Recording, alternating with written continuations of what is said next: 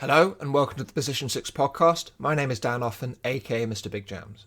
In this show, I'll be getting to know professional players and other people involved in the Dota 2 scene, helping to tell the stories behind the games and learning a little bit about what's involved in being one of the best players in the world. To give a bit of an intro on me, I'm a podcaster and comedian who's played professional comedy clubs up and down the United Kingdom and appeared on BBC Radio. I've played Dota a long time, though I'm not particularly good at it, and I've quit and come back more times than RTZ has to EG. Throughout all that time, though, I've always loved and made time to watch professional Dota, though I've often struggled to understand and know the personalities involved as people, so I hope this podcast will help shine a light on them. In this first episode, I talked to PPD on Thursday, the 27th of September. For those of you who don't know him somehow, PPD is the captain of Ninjas In Pyjamas and is one of the most successful Dota 2 players in history. He made his name leading EG to winning the International 2015, though later stopped playing for EG to become CEO of the organisation. He returned last year to start a team for Optic, achieving a top 8 finish at the International this year. The interview will start after this stupid jingle that I made.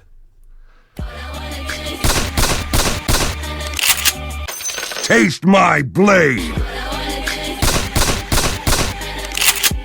How's the start of the season been going for you? It's going really well. I think we've exceeded expectations. What were your expectations? I don't think we had too many, but I think that when we went to Europe, we were expecting to at least qualify to the major or the minor. And you've qualified for the major, which is pretty the first time of asking as well, which is pretty impressive. Exactly. We got to go home a couple days early. Got to call the boot camp short. Where are you actually based at the moment? I'm in Dallas, Texas, currently. All right, okay. Is the whole team moved to North America, or was it? No. So we're all over EU mostly. We got guys from like Macedonia, Israel, Germany, and Denmark. But we joined NIP, Ninjas In Pyjamas. So they have their like facilities and offices and stuff in Sweden, like Malmo and then Stockholm. So we're planning to split a lot of time between those two this year. So you're going to be boot camping in Sweden, I imagine. Yeah, for now that's the plan. We're doing that for the Malaysia Major and then ESL Hamburg as well, which are both happening next month. Does that feel like a big move? It is a big move. I've always been a very mobile person, but I've always stayed within the United States. So this is a little bit different for me, but not that foreign, I guess you could say. I mean, most of your teams, I suppose, have been described as North American teams. Dota is it's a truly an international game, and you have some teams and players that gravitate to certain regions. You know, they become friends with a certain group, and then all of a sudden you're part of that kind of clique. And nowadays, like everybody, like all the top teams and top players, they pretty much know each other. So when it comes to roster shuffle time, it's just a matter of putting all the pieces together and giving yourselves the best opportunity to win. So I've been fortunate enough to like have a strong team most of the years and be able to like stay in North America. Yeah. But it just makes a lot more sense for everybody that's on my team now for us to kind of try and keep things locally there in Europe at first. Yeah, that makes sense. Was it a more conscious decision to start an EU roster this time rather than a North American one, or was that just how it happened? It's just the players, right? Like I just want to put together the best team possible. I don't really look at countries or anything like that as limitations. Sure, it's a lot more easier logistically, right? A little bit less of a headache to play with everybody that's like in the United States, but then it's also like, you don't want to play with anybody who's under 18. There's like all sorts of issues and things that make players more or less attractive, and it just kind of works out. There's a couple of interesting things there. Firstly, I've been researching your new team quite a lot over the past couple of days, and they're all very experienced players. So everyone's been to at least one international, so you've built a team kind of full of experience. Were you never tempted to go for kind of a new and up-and-coming talent, or did you want that experience, that kind of maturity? Well, I don't think I had a pretty high stock this kind of shuffle, but I don't think it was like the highest stock, right? For example, I think like the Team Secret, I think like they had really high stock with Puppy and like Zai being kind of like mid one and Yapsor being kind of committed to that roster. So I think that like they went after like Nisha, who's kind of like this new talent, but Nisha's been playing for over 5 years and he was all part of Kingwin for the longest time. There's like Bryle, who's actually attending the major with the kind of that other like that third North American slot. There's a couple of young talents, but it's pretty slim pickings when it comes to like new talents, and you really do want people that have a lot of experience. Yeah, it's difficult to, because I don't understand how this whole kind of works. Is it difficult to kind of start that scouting process for new people? Because you run the North American League. I run a North American League, and it officially starts tomorrow. So Oh, you're just yeah, we're starting just up. starting up, but it is pretty easy to kind of scout talent for the most part.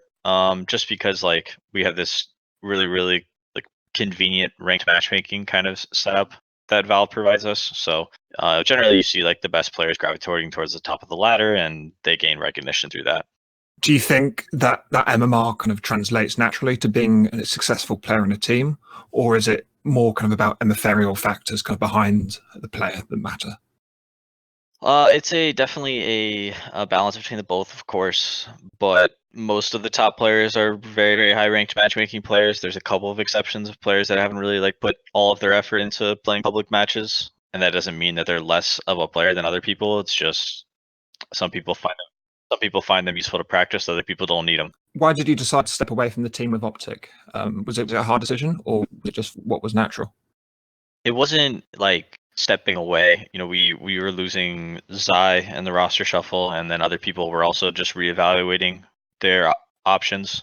So when everybody else has to evaluate their options, I guess that means I have to as well. So this is what came out of all of my discussions with teams and players, and pretty happy with the result. It's a strong team, definitely. Do you think of it as your team? Because you're the captain, do you think of it as a PPD team, or do you think of it as a collaboration? It's that's a funny question. I'm the kind of player that like creates a team and like puts a team together and like does things. I actually kind of take like a decent amount of pride in being a person that does that. So I guess you could say maybe it is my team, but it's very much everybody's team. But But you're yeah, the but captain for I'm a captain starters. until I'm not. It doesn't really. There's no Hmm. ownership on a team. Most decisions are made, 3 out of 2 majority. So Fair enough. When you're putting together a team, what do you think makes so you take a pride? You said you take pride in the way that you put together teams, the way you built in. What do you think makes a PPD team a PPD team? I think it's having me as a leader. I think that's Aside from that, so what sort of players, aside from experience, are you kind of looking for? I don't know. I just need like hardworking. I mean, obviously talented, but I just need like hardworking players that can think bigger than the match that they're playing today, right? Think about actually progressing and getting better as a team, because there's thousands of talented Dota players that have all kinds of potential. It's just like keeping your head in the right space and like having direction and focus. So we only made one roster change last year when I was with Optic, and that was Misery leaving the team. Yeah. That was totally his decision. Nobody even like that wasn't even a mention of ours before he had committed to leaving. So I Hmm. don't really see myself replacing any players this year as well. So I genuinely just like believe in my teammates, and hopefully they believe in the team as well. That's a strong position to be in, I think, because what I've always thought as a long-time fan of Dota is the teams that do the best often, although I suppose the international this year was an exception. There's always some teams that form last minute that do really well at TI. It's like Yeah. when you make a new team, it's a gamble, right? You either can crush it or fall flat on your face. But generally, new teams are the most motivated because they have something to prove. Do you think does that in many ways trump that experience of playing together for a It year, can. two It's hard to years? say. It's a gamble. Like I said, it's OG is a great example of that. They were honeymooning at TI, which maybe that is what you want to do. Maybe that is the best way to be the most competitive at TI is to make a roster change at the very end, right? It's quite difficult to plan for that, though, isn't it? You'd have to kick someone, Yeah, choose someone to kick, and then plan their kick yeah. right before Maybe you just TI. need to demote him to coach and tell him he's still going to get paid. But it's Fair enough. On coaches, you don't have a coach for, no coach yet. and you didn't have one for Optic either. Am I right That in is correct. thinking? Did not have a coach throughout the year. Is there a reason you've chosen not to go with a coach? I just haven't really found the right person, I guess you could say. It's just I don't really know Mhm. who. Not very many people have experience doing it, and Yeah, it's kind of hard for I guess me and my teammates to trust somebody with such an important job when we don't feel yeah. like it's 100% necessary. It's quite a new position, I think. It's tough because generally the best Dota players are the ones in game clicking the buttons because everybody is like Yeah, there's some players that are better than others like mechanically wise or like mechanically skilled for sure. But for the most part, the Dota players that are the highest rank are just like they're just the smartest Dota players. Yeah, definitely. And I think even players like Seb was a coach, of course, for OG, and then stepped into a player role. They kind of always feel like they're just taking a break rather than deliberately being a coach. That brings up a lot of different problems, in my opinion. For sure, like a lot of times coaches end up being kind of the dropouts of the qualifiers of the tournaments, and they're like, oh, I guess I can't play. I guess I'll just go coach now. Mm-hmm. And then all of a sudden they're on this team as this coach for 6 months, and they start thinking, hey, I really want to play. And then it's like, well, where am I going to play? And you look at the team that you're on, and you're thinking, oh, like maybe I should replace that guy. And we saw that. That's what happened with Pain Gaming this year. Duster gets kicked from the team, and Misery, who was the coach, is now the player. So it's like, was Duster, signing his own death warrant when he brought on Misery as a coach? And where does that trust end? Because like it's not like traditional sports where the coach is this 50-year-old guy who can't compete physically anymore. These are hungry, self-interested Dota players who you have to look out for number one. That's how our game works. That's how our game works. They want to be playing, yeah. But I'd say that what I found quite interesting about this international was watching LGD PSG, who he's a former player, their coach, but he felt like someone who'd stepped away from the game almost and was drafting for them and was doing a lot of what felt like the groundwork of the team. And I kind of wonder if that's people like that who are able to step away from wanting to be a player are almost the future.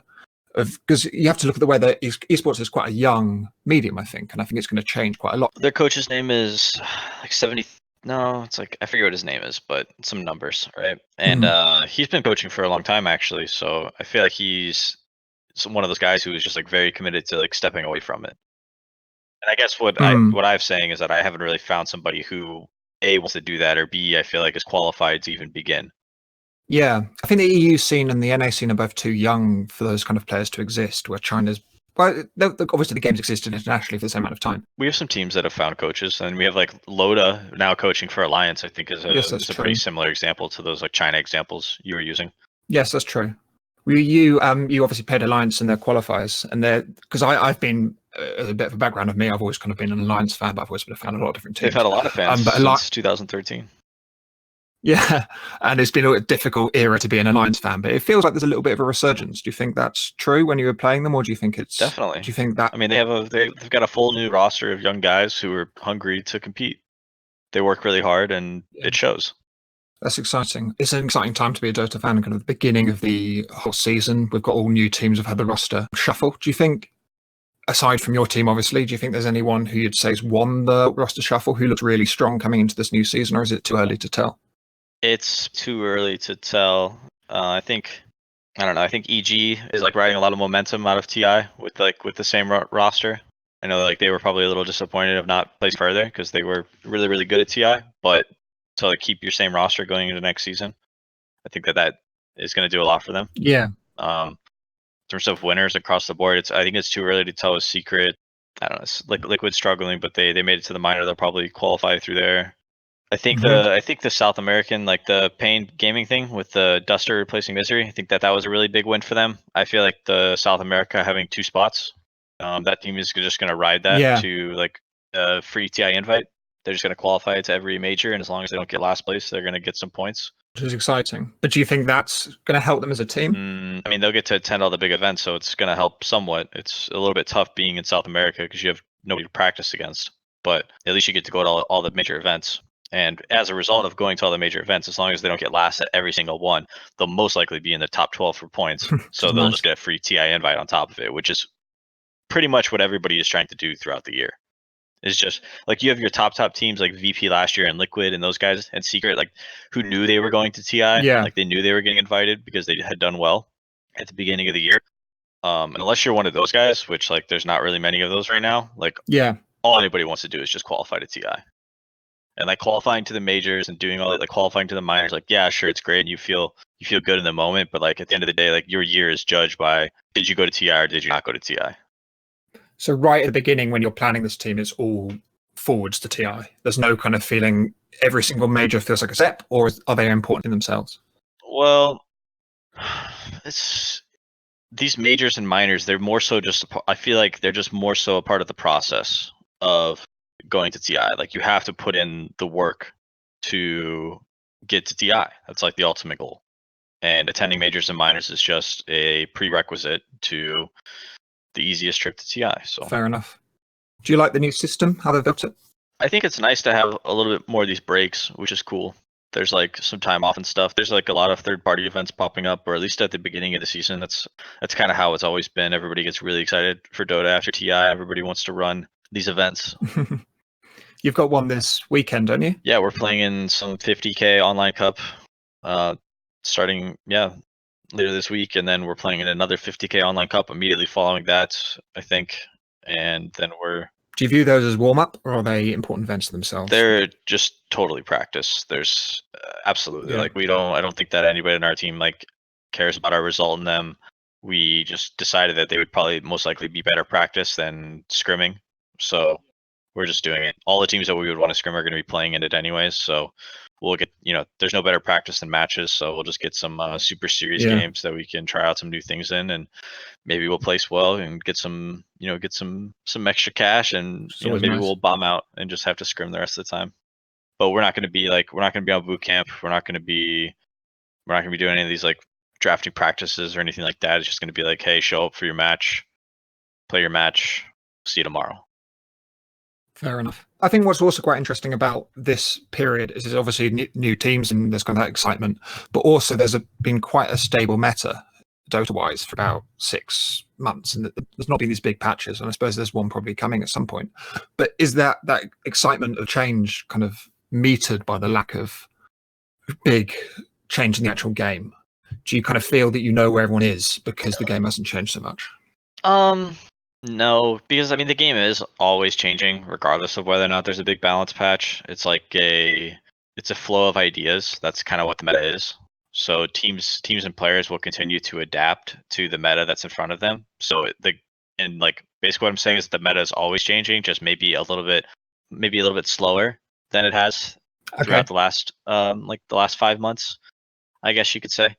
And for me, it's not really that important. I like Dota is kind of like my job, and I try to treat it like that. So like I play games and I look to understand the meta as best I can. But I'm not one of those guys out there like begging for the next big balance patch so I can learn all these new heroes and item builds. And I mean, yeah, it's fun and it's an exciting time, but I don't know, it's just more work, right? Yeah, I suppose so. Do you kind of view yourself, because when I was doing quite a lot of background reading about you, what people say is that you are a very good captain, you're a very good draft, and there's kind of less mention of you, I think, as a player than a lot of other players, kind of in your position with the amount that you've won and the amount that you've done within Dota. Do you kind of think, do you agree with that as an assessment of you, that you're a great player, but as well, on top of that, you're more of a great captain, more of a great drafter than you are as a great individual player? Do you think that's a fair assessment of you? It's fine. I mean, people are gonna say whatever they want to say, I guess. And I mean, there's no like, I'm obviously not as mechanically skilled as somebody like Sumail, but I have also been playing professional video games for like 6 years, so I'm obviously not bad. It's not like I'm like incredibly low ranked on matchmaking or anything like that. No, of course. What's difficult about watching Dota as a fan is that it's sometimes difficult to get a sense of a player from watching them move around in a game. Well, you have absolutely no idea who is good and who is not, because it's Dota is so much about how do you operate as a teammate, how do you operate as a team, and you can never really you have all these players who it's like Pycat, for example. Last year, it's like Pycat was on a slew of teams for the last like 3 or 4 years with no really constant stable success, and then I play with him and we get it together, and he has a really good year. Yeah, I mean, I've always really liked Pycat, and it was really exciting to see him get that stability with Optic. Yeah, As but a what player like does that. that mean? Does that mean he's not a good player? Does that mean he's not a good teammate? Does that mean Pykat's a way more skilled Dota player than I am, right? Mechanically skilled. But if you're like, what is being good at the game mechanically really get you? It's it's just all about winning tournaments. So I guess maybe I have like a little bit less mechanical skill than some people, but I think that my leadership skills, my organizational skills, my communication skills, I think that those definitely carry me and my team through a lot of games. Yeah, And is that a pride? Do you take a pride in that kind of your ability to draft in your organization, your team? Are you proud to be that type of player? Not really. I mean, I know that I can always do a better job. I feel like I'm a piece of shit for being lazy, just like everybody I don't think else, anyone right? could accuse you of that. Yeah, exactly. But yeah, I can understand it. That makes sense. Were you pleased with what happened in the international? Was it a disappointment, or was it an exciting, good tournament for you? It was great. It was great. I think that if you were to ask me where we would have ended up before we went to the tournament, I would have said I would have been really, really happy with getting top 8. We had a real shot of getting top 6 against VP, and we almost beat them. And that would have been icing on the cake for a job well done, I think, for our team at that tournament. So throughout our season, towards the end of our season, we went to the China Super Major and placed top 6 there. And that was kind of like, we did second at ESL Birmingham and then top 6 at the Super Major, which was like the highlight of our season. We took like 3 weeks off after that, and we came back to TI qualifiers for North America, and we just were not the same team. So that small break just completely changed. We just took too much time off and didn't practice enough in between. Well, it was almost like there was there's a patch and there's all the stuff going on, and it's just you come back to like a brand new team trying to understand the meta. It's difficult. You almost get no holiday as a Dota player. Yeah, it's a pretty brutal schedule for the guys that are going to all the events. So hopefully this year there's a little bit more time off and people get to go out and do things. I know that we had the option to like play in these online cups and we said yes. If it's during the winter and there's an opportunity for me to go snowboarding, maybe I don't play in these tournaments. Fair enough. Is that the main thing you're doing in your spare time at the moment? Not at the moment. Not at the moment. Yeah, I would love to. I lived in Denver last year, so I went, more than half a dozen times. But I would like to go, at least on like 2 to 3, nice trips. Any good snowboarding in Sweden, or is it just ice? I think I would just go to France. I think. Fair enough. No, I went to France recently. It was lovely, so I'd recommend that. Yeah, they got good mountains and snowboarding there, I imagine. Do you think there's a huge amount of pressure placed on players? Is it difficult to deal with the personal stress, or do people cope with it? Is it depend on the player? Definitely depends on the player in person. Different people can handle different amounts of stress, and being on a Dota team is definitely pretty stressful, I would say, mostly because of people's expectations of themselves. People that play Dota have, I think, very high confidence, or at least at like professional level, I think everybody's just very, very confident in like their skills, right? To the point where like some of them, some people like have a hard time believing they're wrong. Well, I suppose if they're playing in pubs the whole time, they're just a big fish in a small pond on pubs. And then to go into a team where everyone's amazing, it must be quite difficult to balance that. There's just a certain level of arrogance that you have to like actually push yourself from a good Dota player to a great Dota player. Like you have to just like genuinely believe that you're better than everybody else. Yeah. And then you have to like, when you get into a team of 5, you have to like manage all 5 of those egos to like be on the same page. So it can be a little tricky. Interpersonal communication is a huge part of what we do. You got to get along with everybody, and everybody's got to agree on what's happening for the most part. Because if you were to compare, so I, as well as being a Dota fan, I'm a fan of traditional sports, football, soccer, as you'd know it. In that, people are much, much more removed. So players are much more removed from the decisions about who they get to play with and kind of the interpersonal drama of running a team, because there's coaches and there's kind of a bigger organization. Do you think that the fact that you can feel kind of personally let down and betrayed by other players within the game or within the decisions, do you think that makes it harder to be a Dota player, or is that kind of personal touch? Do you think it's nicer? I think it's really, really tough. I think it's one of the hardest things. Is just because like once that trust is broken, or once you feel like this other guy just like lets you down more often than he should, then you just can't come back from it. It's just way too difficult to ever kind of have like, it's like you should do like I guess we'll do a football or soccer reference, whatever we're gonna call it, and it's like the guy who passes the ball to the guy who scores, right? Yeah. Maybe next time he doesn't pass the ball because he knows that other guy's gonna blow it. Yeah, that makes sense. It's a difficult. And I was reading on my way home today, I was reading the statement that you made when Aoi left EG all those years ago. And I thought that was a really interesting and well-written and well-balanced statement. But it kind of raised quite a lot of points, I suppose, about how kind of difficult it can be if you're having to play and also kind of deal with people who aren't necessarily the right person at that time. must be such a struggle, whereas a footballer would never have to deal with any of that. Yeah, it's very very different. I'm a bit envious of it because I think that you have a lot of like really good Dota players and teams, and then you have to like you put these people like some people even live in like team houses where they like they're roommates with their teammates, and it's like at some point like you just get sick of people, right? Yeah. Like you can't help it. We spend so much time on the road, right, out of our comfort zones, and then we're just surrounded by our teammates everywhere we go. It can be a bit taxing. So the separation is really nice, and people have been moving towards that for sure. It's like team houses are becoming less and less of a thing, and it's more so like the the teams will provide like apartments or some opportunities for people to do things on their own. Do you think, because the other thing I was reading in that statement was about Arteezy and about how you've always liked, at that point, you loved being in teams because he added that kind of levity and that sense of jokiness to a team. Do you still think that's important?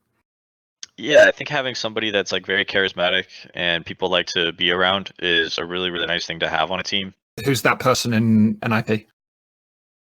I don't know. I don't really know the guys that well. We just kind of started, and maybe we don't. Maybe we might not even have that person. Fair enough. Right? It's a unique thing. You can make someone learn it. Send them on a comedy course. I'll get through it. Yeah, I don't think people would be about that. So at the International, I think the way that it comes across when you're watching it on streams is that while it's a massive event and a massive and also it's a big social event, and that you're seeing people you've not seen for a little while, and there's kind of a collection of friends. Would I be right in thinking of that, or is it there's a bunch of new faces and there's kind of this isolation as well? It's a celebration of Dota, so it's very much about people coming together and experiencing it together. A little bit less for the players and stuff because it's very much just like another tournament. Mm-hmm. Does it feel just like another tournament, or is there a sense that this is the International, this is what I've been working towards? Is there a specific pressure that only comes with the International? I think a lot of players would tell you different answers for something like that. For me, it's kind of just another tournament.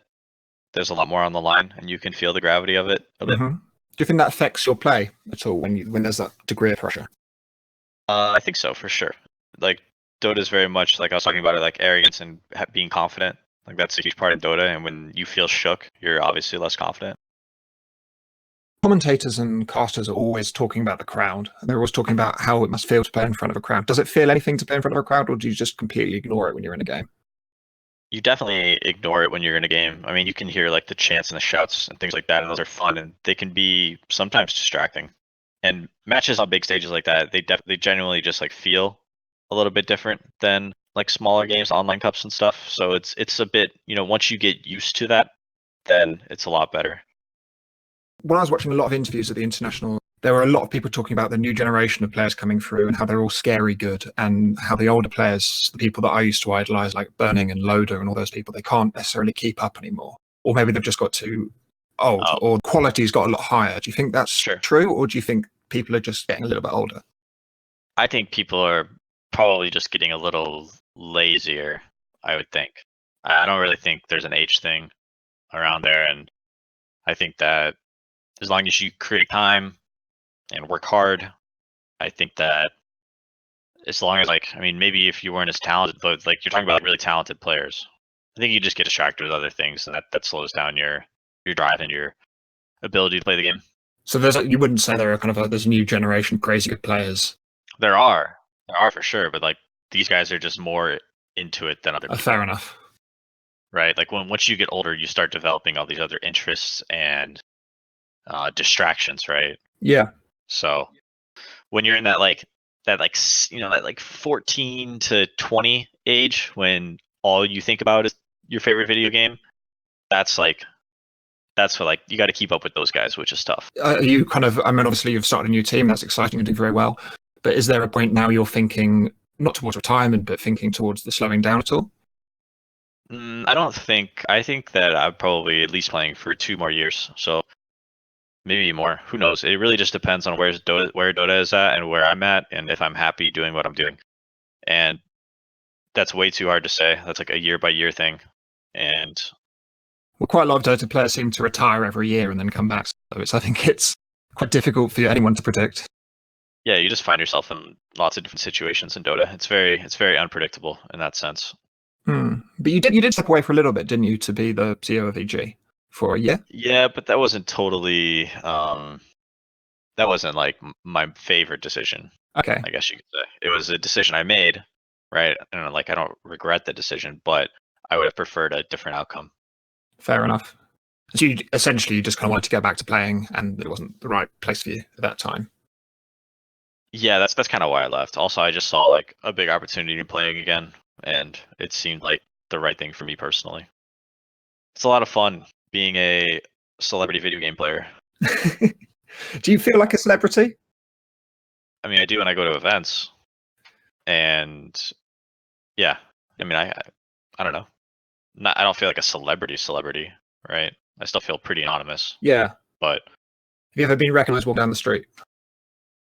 yeah, in big cities, right, where people play video games, where people work at tech offices, like that's where you get recognized. Like San Francisco and Los Angeles, and I get recognized in Stockholm, right? It just depends on where you're at and what you're doing. Do you find it surreal, or do you like it? Is it because I mean, as I've worked as a comedian, for very occasionally get recognised, although I was never famous enough to properly get recognised. But I always found it very awkward and very weird. Do you like that kind of element of people come up and talk to you? Do you like to feel that you have a fan base, or do you kind of like to feel as a separate person by yourself? No, I mean it's fine if somebody does. It's fine. I don't mind like the occasional human interaction. It's not the end of the world for me. It's but I also like I don't feel like I don't walk around thinking like somebody that guy's looking at me. Does he know who I am? Unless he's wearing a Dota backpack or some video game shirt, right? If someone's looking at you, you assume they're just looking at you. Yeah, the same way I look at other people. When I was reading about you, a thing that always came up, and I think it's quite an unfair depiction, is kind of you as the Salt King, someone who's always very outspoken, is always saying what they think. And when you actually look at the comments you've made, they're all kind of pretty benign. Is you kind of going, "Oh, I think EU is quite strong this year. I think NA is quite strong. I think people are unfair when they talk about how you talk about the game." It's fine. That's my meme. You can't shake memes. That's what I'm known. It's like my nickname. So it's stuck. But my comments and stuff, like I'm a pretty honest person. I'm pretty direct. I'm pretty straight to the point. I feel like I have a lot of good ideas. I feel like I can create a lot of good discussion that leads to the betterment of the game that I play and in the world that I live. So rather than just be quiet and let everybody else run my world, I try to run my own. Because I think a lot of Dota players they keep too quiet. I think people have an big sense of drama within Dota. I mean, I don't think a lot of different people don't respect this for what it is. Like lots of Dota players just think this is a competition, right? Where they just play Dota against each other. And for a lot of guys, that's all it is. But esports is much bigger than that. And I'm somebody that's aware of the business side of all of it. And I feel like I'm wasting my time by not engaging it. I'm wasting my potential, I guess you could say. Yeah, that makes sense. Do you think even if you do step away in a couple of years from being a player, do you think you'll always be involved in Dota if it keeps on going as an esport, which I imagine it will? I have no idea. I have, by like the success that I've had, like money hasn't really been like a thought of mine. So like I mean, I really like working and I like business and I like doing things, but who knows? Who knows? Like I could just, maybe I could just take up surfing, go to the beach, call it a day. Yeah, but that's not really the dream, especially for people that like to work. Yeah, no, certainly. Great. I think we can probably cut the interview there. You've been really amazing. Thanks so much for coming on. Is there anything you'd like to plug or mention? I would like to plug my NADCL league a little bit. Oh yeah, I meant to ask you more questions about that. Tell me a little bit more about that. So I'm just kind of like creating a tournament league, right? I'm kind of like, I guess I'm becoming like a tournament organizer. I've never really ran a tournament before like this, so it's a pretty unique experience. I feel like it's a good opportunity for me to kind of like put my money where my mouth is and like back up the game that that I love and that I work in. Is it a sense of growing and developing talent on helping the small scene grow up? Well, it is. I think that it's just important for Dota, and Dota is important to me. So I feel like we can all just lend a helping hand because I feel like this is a very community-driven game. So why not we as a community? Why don't we engage directly with the game and make something cool? So that's what I'm trying to do. It's exciting, I think. amateurs to semi-professionals, and hopefully we can like bridge that gap and like create a place for, I don't know, the current like Dota system, only like the top 20 teams get any exposure throughout the year. So I'm trying to, put some spaces where the 20 to 40 guys can, it makes sense for them, so they can get some eyeballs. So that way, like, their teamworks can sell sponsors, so they can get paid, Yeah. and they can have a job, and they can play Dota for a living, and they can work on developing into the world's next greatest player, instead of having to give it their all for 1 year, make $0, and then have to go back to doing whatever they were doing before. Because that's pretty much how it goes now for anybody that even like gets somewhat close to this top level. It's exciting. I think that's a really exciting idea. When's the first tournament? Open qualifiers start tomorrow. Oh, wow. Okay. How many teams have you got in the qualifying? We had over 70 teams register Wow. for the tournament. Yeah, it was the biggest North American Dota event this year. So I'm pretty excited about that. Should try and start one for the UK as well, because there are 0 English players in Dota. Yeah. Yeah, we'll see. We'll see for the EU DCL. I don't know. Maybe someday. But right now, I got my hands full with just this one.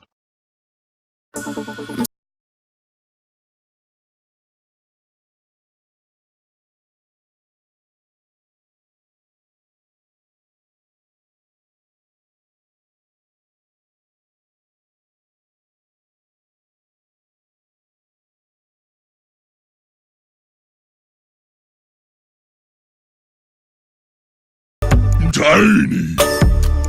Thank you for listening to the Position 6 podcast, and a huge thanks for PPD and appearing on it. It was pretty much the best first guest I could have asked for, and it was a delight to talk to, and I hope you enjoyed listening to him as much as I enjoyed talking to him. I'm planning on releasing new episodes pretty much every week, and next week's guest is Insania, who's a new captain of Alliance. I'm excited to be talking to him because I've long been a fan of the organisation, and this new team is showing some serious promise. They've already qualified for the Kuala Lumpur Major, and they just won Reshuffle Madness. So I think there's a real exciting thing coming out of that place. I've got some exciting guests after that who I'm yet to 100% confirm, so I can't announce them yet, but I'd love to book a few more, so if you're a professional player or a manager of a team, get in touch. I'd really like to speak to you. I appear on another podcast called Faking Lit, which you can find on all good podcast platforms. It's a silly improv podcast in which we play characters and discuss books we've not read. It's a lot of fun, and we've just started a Harry Potter series. In the first episode, I do a terrible impression of Orson Welles, which is I think it's pretty funny, but you'll have to find out for yourself. It's pretty easy to find on Google or through my Twitter. Speaking of which, you can find me on Twitter at Daniel Offen, and it'd be a great help if you could follow me and subscribe to this podcast and just tell anyone else who might be interested in listening to it. Thanks again for listening, and I'll see you next week.